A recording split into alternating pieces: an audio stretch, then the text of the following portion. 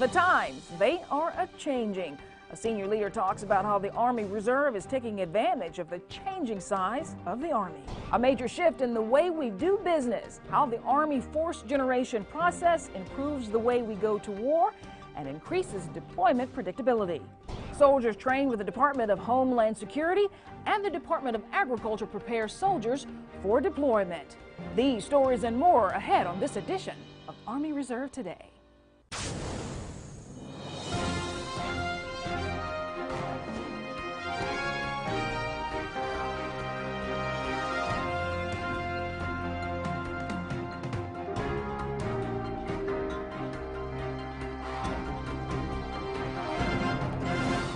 Hello, welcome to Army Reserve Today. I'm Major Melissa Toon. Many things have changed in our country's armed forces since we declared our independence 236 years ago. The Army is now again in a cycle of change. Iraq as a U.S. theater of war is history, and Afghanistan is winding down. The size of the force will change, and many soldiers will leave the active Army and move on. The Army Reserve is gearing up to take advantage of this situation through an initiative known as Continuum of Service, a program created to retain this pool of experienced, talented soldiers through continued service in the reserve component. Major General Keith Thurgood, U.S. Army Reserve Command Deputy Commanding General Support and Chief of Staff, explains what the program is and how it affects our soldiers, their families, and employers. Continuum of service is really this idea that's part of what I would describe as an integrated human capital management strategy, where we're trying to ensure that our soldiers have an opportunity to transition between the active component and the reserve component and various stages in their life so that we can use them in ways that meets their needs as a soldier, meets their needs as an employer, and meets their needs as a family. It affects the soldiers in, I think, some fairly significant ways. For example, unlike what we've done in the past, where if you had an opportunity to leave the active force and you went off and did whatever you did, the purpose of the continuum of service is to ensure that soldiers are soldiers for life.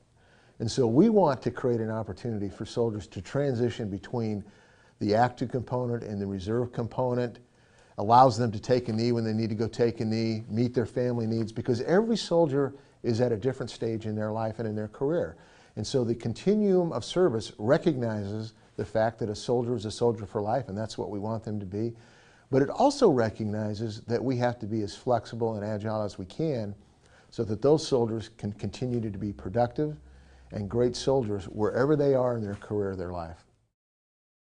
Much like it affects the life of a soldier, it's also a very positive thing for the family. So as I mentioned, a soldier matures at different levels. They have different experiences. They are different levels at both their civilian career, their professional Army career, etc. So the continuum of service allows a soldier to transition from one stage of their career to another. And for example, to transition into the IRR where they could take a knee. And once you're in the IRR, it means that we still have our eye on you. We still know that you're part of our force, but it allows you to take time to do the things that you need to do with your family or with your professional career. And once you're ready, we ask you to come back from the IRR into one of our other formations where, again, you can provide great value. We know that if we have a happy, productive soldier, they're going to be happy and productive. And one way to do that is to make sure that wherever they are in their life cycle, in their career and in the military, they have a chance to get things right. And we honor them for that. We recognize that not everybody's created equal. And so giving them a chance to do that, to reset, as it were, so that they can be happy and productive, they're going to be better soldiers and they're going to be better employees at the end of the day. It is clear soldier service doesn't have to end. We'll learn more about this in the next episode of Army Reserve Today. In the last episode of Army Reserve Today, Brigadier General Brian McKernan, U.S. Army Reserve Command Deputy Chief of Staff G357, introduced us to the Army Forces Generation, or ARFGEN process. Today he explains how ARFGEN improves training for and predictability in mobilization for our soldiers and their families. Recently, the Secretary of the Army has announced that we're now going to do a 9-month BOG. And this is great because for the DEF units, it now means that we can take advantage of up to 3 months or so of time during the available year to do the final readiness training that we need to for those units against the mission that they're assigned. So what it means is we can actually reduce the amount of time we're spending for DEF units training during Train Ready 3, and those soldiers will have a much lower op tempo in the year prior to them deploying, which is not the case today. The case today is we might do up to 70 days of training in the final year of ARFRGEN for our DEF units, and then mobilize them for up to a year in order to maximize BOG. So that's a major change in the way that we're going to do this going forward, and it's a very positive one. Why? Because soldiers in the year prior to deploying would not find themselves also spending significant time away from their families, significant time away from their jobs, and it will be much more manageable for them. Conversely, for the CEF units, what we're going to find is that we're going to execute a model which causes them to do about an extra 6 days during their final year of ARFRGEN so that they can participate in a very rigorous 21-day exercise, their final exercise before going into the available year, so that we can achieve the appropriate training readiness level for that unit, and then it will be available. And again, that would be for some emergent requirement that would come up during the available year. So now what you see is a very predictable model where soldiers and employers understand that, okay, 4 years from now, I can expect that I might be deployed if I'm a CEF unit somewhere in that available year. If I'm a DEF unit, I know I'm going to do 9 months boots on the ground, a 1-year deployment, or 1-year mobilization with 9 months boots on the ground, and I know that at least 2 years in advance. What does the Army get? The Army has a very predictable supply of output. They know exactly what the readiness level is of the units, what type of units are available to the Army to provide to the combatant commanders. So very, very important, I think, for the Army Reserve going forward, that this model is a model that I think would provide great predictability for both employers, for the families, for the soldier, and also for our Army. Army Reserve Today will be right back in a few moments. Welcome back. Disaster can strike at any time and at any place. Having the knowledge and training to respond to any emergency is essential. Army Reserve Chemical Corps soldiers get some of that training in Florida. Calvin Reimold tells us more. Army Reserve chemical soldiers from the Northeast spent a few months away from a frozen winter in sunny Ocala, Florida for training. The load chart that we were talking about. Remember that load chart? The chance to thaw in the warm southeast sun is not the usual training opportunity. It's something much more. Every time we go somewhere and do something, it's like you can't touch this, don't do that.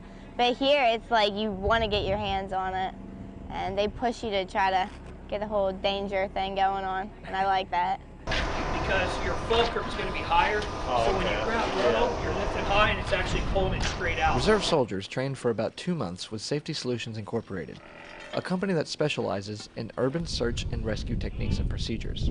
Soldiers learned vehicle and machinery extraction and rope rescue techniques, and how to cut into concrete in different ways. Rescue experts taught them to use different types of torches and how to give hand commands and direct large cranes used to move debris. During one of the training exercises, Army Reserve soldiers had to take what they had learned and use their critical skills to move a 3,500-pound concrete slab around an obstacle course. I might not be able to respond if I didn't have this training, and someone might not make it because we had to wait for another team to show up or for another situation. But if I'm there and with this training, we can respond, we can react, and we can do something, we can save lives. This training prepares soldiers to work with civilian organizations such as the Federal Emergency Management Agency, or FEMA, in the event of a catastrophe, such as natural or man-made disasters. When we get on scenes and there's like with the fire company and working with the police department like I do, you get on scene, you can help out someone quicker than the fire trucks or someone else can get there. So with knowing a little know-how, ingenuity like we're getting taught down here, you can help out people quicker. The training, provided by civilian subject matter experts, was intense. Soldiers enjoyed this unique training opportunity that gave them hands-on experience in a real-world simulation. Some of the training scenarios, they will literally have a sound system set up where while these people are doing their operations, they'll be screaming and crying and sirens and noises in the background to distract them. Other situations in a confined space scenario, when they send in medical specialists to get to a victim, sometimes they'll literally put in a dead pig or something. Working with real cranes, working with full-size cars, I mean, this is real concrete. It's nothing fake. It's realistic, but yet it's a controlled environment. So that way, nobody down here, they're still safe, but yet we're still getting as realistic as possible without the real thing.